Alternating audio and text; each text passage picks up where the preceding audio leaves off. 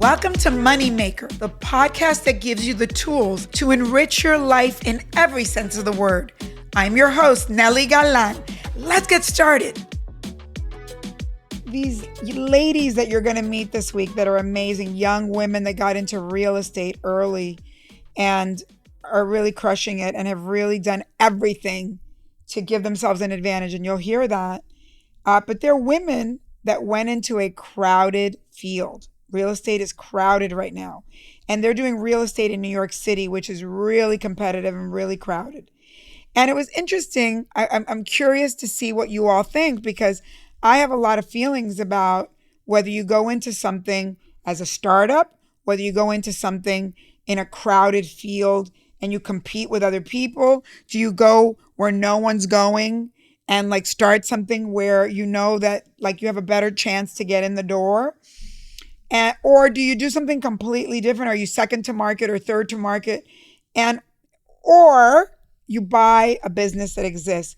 And I think that with everything that I've gone through in my life, and as you guys all know, I've worked in corporate, I've done startups, I've sold companies, I've done it all. I think that the older, wiser me probably would buy an existing company and fix it versus starting a company from scratch. Because the part that destroys you, that is so hard. Everybody should do it once because you really learn the most, and you should do it as young as you possibly can because it is really a lot of work, is starting up a company. The part of the learning curve is so great. The mistakes you make are so great that it really does give you a lot of foundation for greatness, but it is very painful and difficult.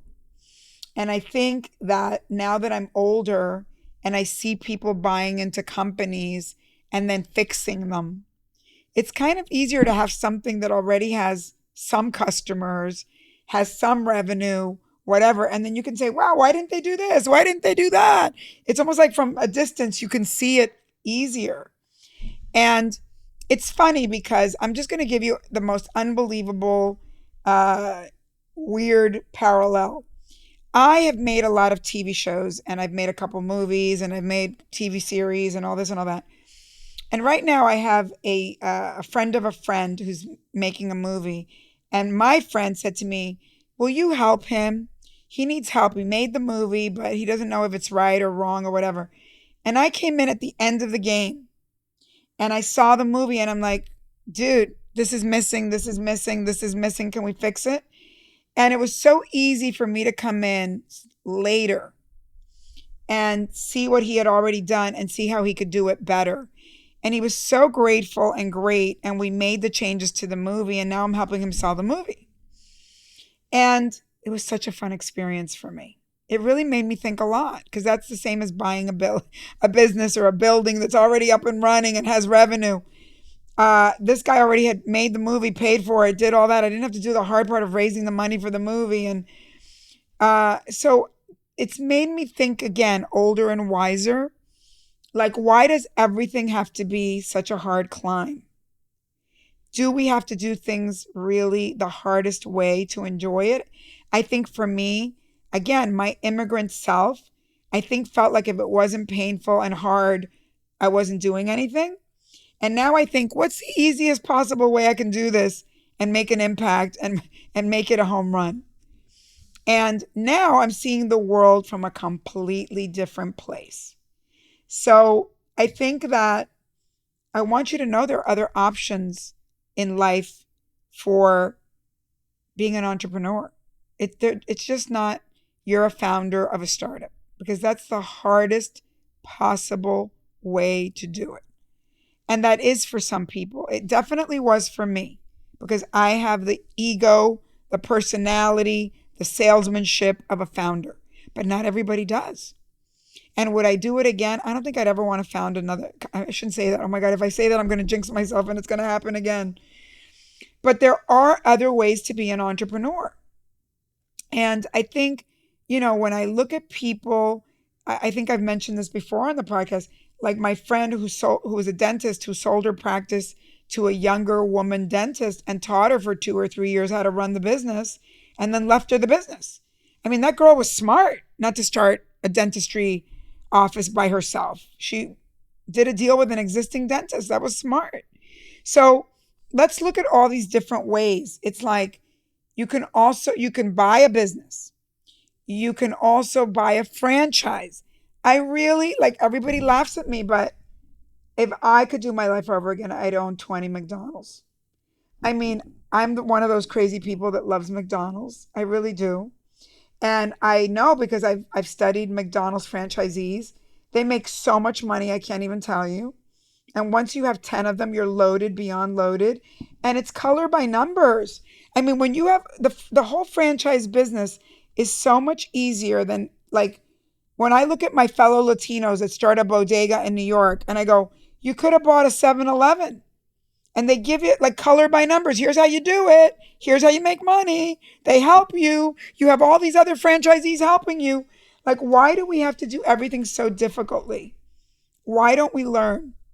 And I also think, you could be somebody who works in a corporation and you have a friend that's like super genius, that's a founder, and give them money. And then you're going to be early investor. And you could have been the guy that gave Stephen Jobs money. And when the guy, I mean, I can't even tell you how many people I know that have done that. So not everything is hard, hard, hard. Now, let's talk about if you go into a saturated field or a saturated market. There's pros and cons to that. The ladies you're going to meet in the podcast Friday are in New York City. Doesn't get harder, doesn't get more saturated, doesn't get harder to enter. On the other hand, there's an endless supply of real estate.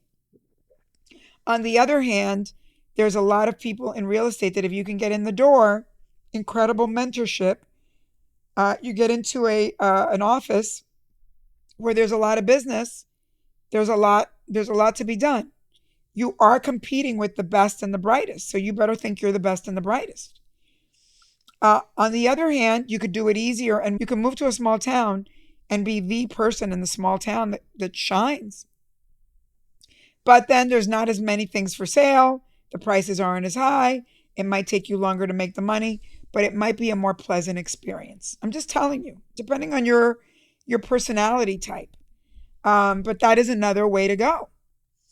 And I think I love to say to young people, please go to emerging cities, emerging businesses. So emerging means that they still haven't hit big. Because I think you have the ability to own whatever town you live in. And there's something really great about that. When I moved even though I lived in California and I moved and I have to remember this because now California is going through such a bad period. I moved to California when I was 30 years old and California was going through a bad period. It had just gone through the riots and the real estate was depressed. We had the riots and then a couple of earthquakes. And everything was depressed. And I moved to Venice Beach, which everyone at the time told me was like the pit hole of LA. And it was full of gangs at the time. It wasn't homeless, it was gangs. And I was like, well, I'm Latina, I can deal with gangs, whatever. I got a bunch of real estate cheap, which now is forget it, good luck. And I became the Queen of Venice. I became the Latina Queen of Venice. And I never thought I could do that in a big city like LA or in a big state like California, but it was a moment of depressed. And maybe that's why now a lot of young people are moving to LA because LA's in the pits again. But the prices haven't fallen that much because LA's now pretty topped out. It's even with bad things going on in it, the prices are super expensive. But I did go to an emerging city. I did go into an emerging market in an emerging city, and it went very well for me. So think about all those things because there are different options. And you have to really choose the option in entrepreneurship that really best suits your temperament, right? And you really don't have to do it the hardest possible way. There are ways to hack this and do it in a way that is much simpler if you're someone who doesn't like a lot of drama. Moneymaker is a production of Money News Network. Moneymaker is written and hosted by me, Nely Galan. Our executive producer is Morgan Lavoie. Thanks for listening. See you next time.